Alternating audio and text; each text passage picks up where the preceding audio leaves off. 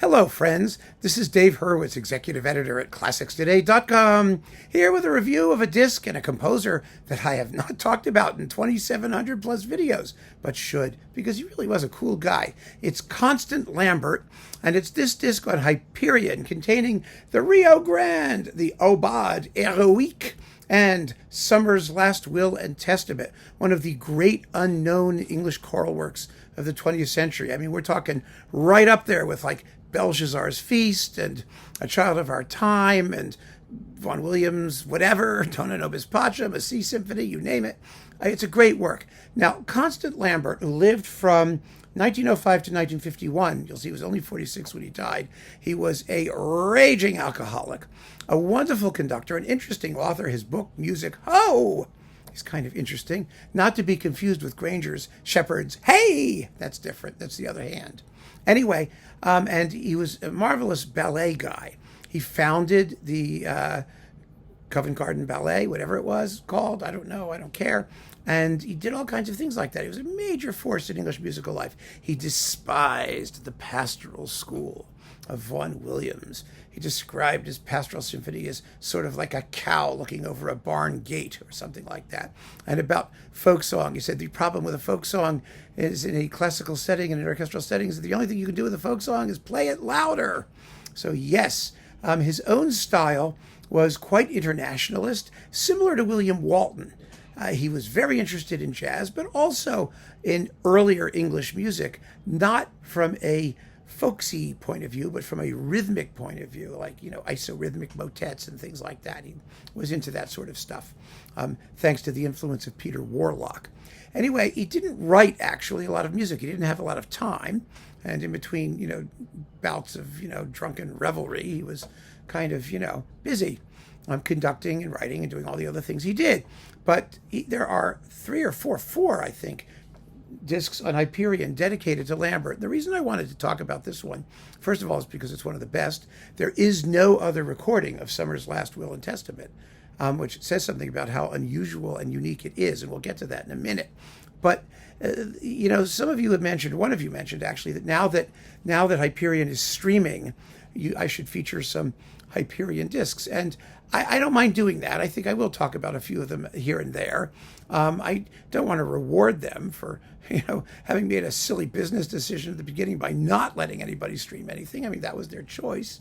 But on the other hand, there's wonderful stuff and stuff that I haven't talked about. So yeah, why not talk about it? So yeah, Constant Lambert, terrific stuff. Now the Rio Grande is a crazy piece for solo piano, strings, brass, percussion, and small choir, full of jazz and Spanishisms. It's so 1920s. He was only 22 when he wrote it. And the piece is deliciously of its period. Wonderful piece. The Aubade héroïque is just what it sounds like. It's a take on the Debussy Berceuse héroïque. So whether it's an Aubade or a Berceuse, it's héroïque, however you slice it. It's lots of fun. And then finally, Summer's Last Will and Testament. Now this is a setting of poetry, a play actually. It was a masque, a thing, by Elizabethan poet Thomas Nash. Now, Thomas Nash is, Shakespearean kind of language. This was written at a time of great suffering. Summer's Last Will and Testament. Get it? It's about death. It's about plague. It's about the end of life. And so no wonder it doesn't get played very much. I mean, it's depressing. It's dark. It has, of course, it's about summer initially. So you've got, the hippity-hoppity stuff of the nymphs and shepherds, bumping around and all the things that happen in the summer. But very shortly, summer starts to end. Life drains away. It has, let me tell you, it has, let me get this thing in here. Oh, here we go. It has 1, 2, 3, 4, 5, 6, 7 movements. 1, 2, 3, 4, 5, 6. Yeah, counting past 5 is hard. 7 movements. First, an orchestral introduction that's very pastoral and summery. And then you've got these pieces called Madrigal con Ritornelli, and then a Coranto and a Brawls, Brandley, in French or whatever. These are sort of Renaissance and early Baroque conventions or dances or things like that he's talking about. The last piece is a saraband. But this is a piece that Shades of Mahler Ninth has a big orchestral movement, 10 minutes long, called Rondo Burlesco. And it's a dance of death. It's subtitled King Pest, about the coming of plague.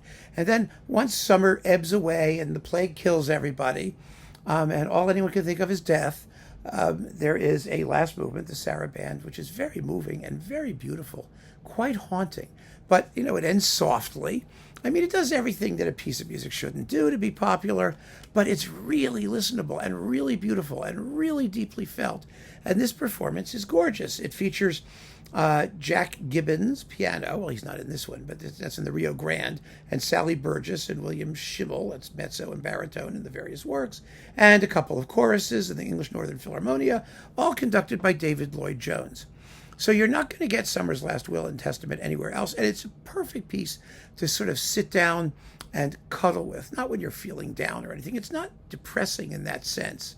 It's about sort of, the end of life, bleakness, transitoriness, like Das Lied von der Erde. It has that feeling of nostalgia, of things gone by, of, the autumn leaves drift by my window. No, it doesn't do that. But you get the point, right? It's really a terrific piece. This is a terrific disc on Hyperion. So give it a shot. You won't be sorry. Keep on listening, friends. Thanks for joining me. Take care.